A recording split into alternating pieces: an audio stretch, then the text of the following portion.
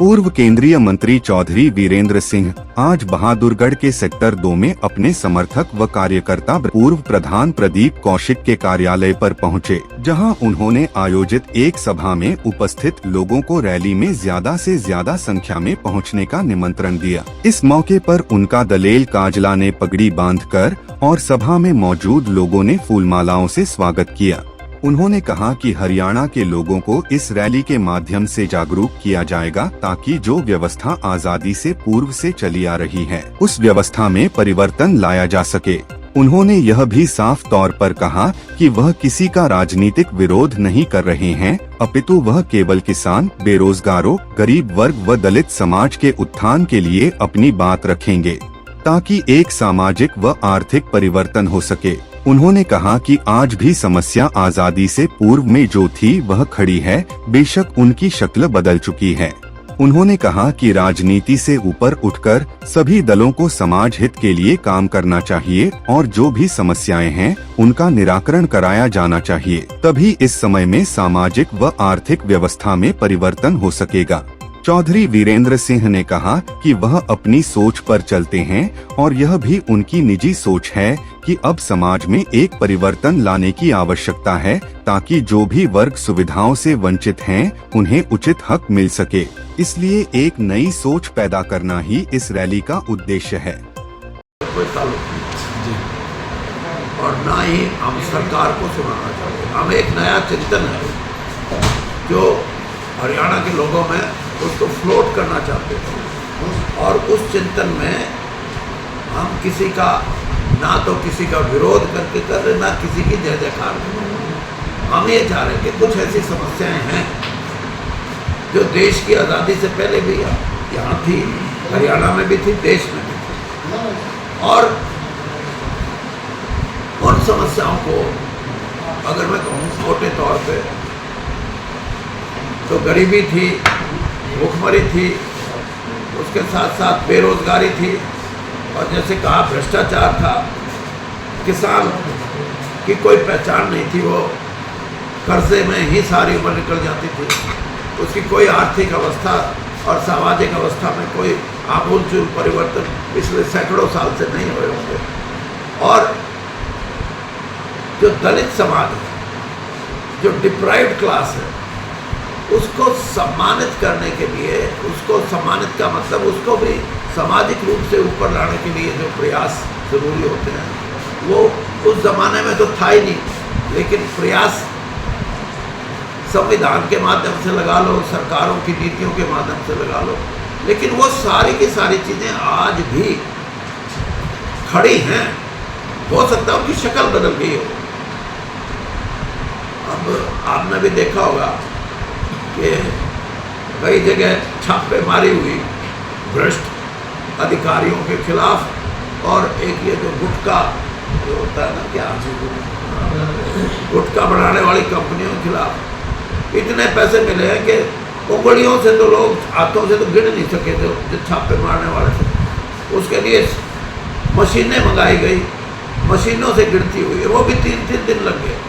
जिस समाज में और जिस व्यवस्था में इतना भ्रष्टाचार होगा वहाँ गरीबी रहेगी। ये भ्रष्टाचार भी एक बड़ा मुद्दा है जिसको खत्म कर, तो इन सारी बातों पे हमारे 76 साल की आज़ादी के बाद जो जो पार्टियां, राजनीतिक दल आए जिन्होंने इन समस्याओं के निदान के बारे में कुछ ना कुछ अपने तरीके से काम किए, उनके प्रयास रहे, लेकिन समस्याओं का पूरे तौर पे निराकरण नहीं हुआ। तो मैंने ये 2 तारीख की महात्मा गांधी जी के जन्मदिन पे और लाल बहादुर शास्त्री जी के जन्मदिन पे जींद में जो कार्यक्रम रखा है, ये राजनीति से ऊपर का कार्यक्रम है। इसलिए इसमें मैं संबोधन सरकार को नहीं, जो ये कह रहे हैं हम सरकार बनाएंगे उनको भी कह रहा हूँ, जिनकी सरकार लुट गई उनको भी कह रहा हूँ, जो अब बना रखी है उनको भी कह रहा हूँ कि भले लोगों कुछ ना कुछ ऐसी चीज़ें हैं जिनको हम नए सिरे से सोचें, नए समाधान के रूप में उनका निराकरण करें, तो हो सकता है कि कोई सामाजिक व्यवस्था में, चाहे वो आर्थिक व्यवस्था है, कोई सामाजिक है, उसमें बहुत बड़ा परिवर्तन आ सकता है। मैं अंग्रेजी बोल रहा हूँ, मैं भी यही कह रहा हूँ कि व्यवस्था के अंदर कहीं ना कहीं ऐसे नुक्स हैं। लेकिन इसी व्यवस्था का हिस्सा होते हुए उसमें सुधार नहीं है। नहीं, सुधार इसमें कोई महात्मा गांधी था क्या कि मेरे कहने से सारा देश एक तरफ चल जाएगा? ये आप यानी don't target me as such. I have been in politics but that doesn't mean कि मैं आई एंजॉयड एब्सोल्यूट पावर, ये नहीं होता। लेकिन मैं अपनी आवाज़ उठाता रहा। बीजेपी में अकेला इस देश का आदमी हूँ जो किसान एजुटेशन में किसानों के साथ खड़ा था। ये लड़कियाँ पहलवान हमारी बैठी थी वहाँ, उस जुल्म के खिलाफ भी मैं खड़ा रहा। पार्टी की बात नहीं है, मेरी अपनी सोच है, मैं अपनी सोच पे चलता हूँ। पार्टी, और मैं ये भी कहता हूँ, आप जैसे पत्रकारों ने ये भी कहा कि ये तो अनुशासनहीनता मानेगी बीजेपी। मैंने कहा इस देश में कोई ऐसी पार्टी नहीं जो किसान की बात उठाने में ये कहेगी ये अनुशासनहीनता है। मैंने कहा फिर वो पार्टी कहीं समझो। तो पार्टी वही तो है नहीं भैया, कुछ तो ऊपर की सोच ले यार। कोई घोषणा नहीं, मैं ये कह रहा हूँ कि एक नई सोच है। मेरा एक लक्ष्य है कि हो सकता है इस कार्यक्रम से कुछ नई चीज़ें आएँ और उनका असर हमारी राजनीति पे पड़े।